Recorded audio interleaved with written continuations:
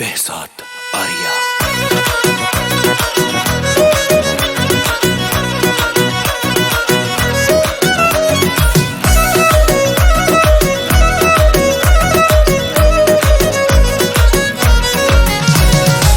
چی از این بهتره که هستی توی خوشحالی و سرمستی، تو با هامی پا به پامی، خوب و خوشحال تا با صبح شه دوباره.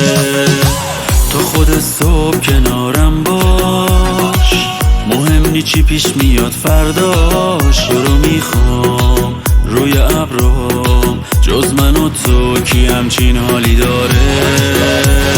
بدون غم بس که خوشم سرگیجه دارم دوباره، تا خود صبح تا صبح شه خواب بمون کنارم. من میخوام با تو یکیشم، تو بری کلافه میشم، از ته دل ازت میخوام بمونی پیشم.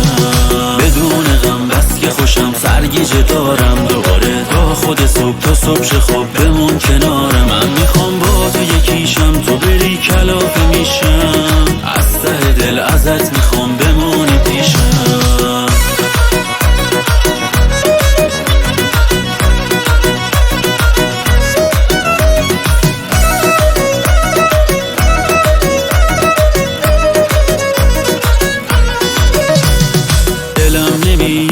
نه نمیره از یاد دیگه، دوری از تو رو دلم نمیخواد.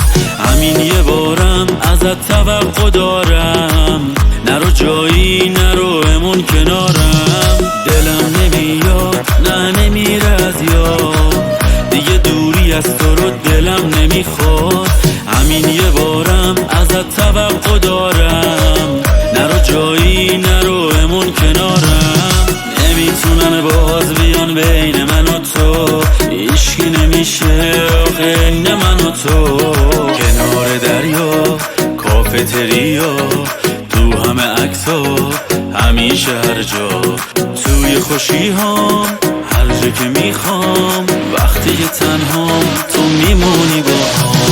بدون غم بس که خوشم سرگیجه دارم دوباره، تا خود صبح تا صبح شه خواب بمون کنارم. من میخوام با تو یکیشم، تو بری کلافه میشم، از ته دل ازت میخوام بمونی پیشم.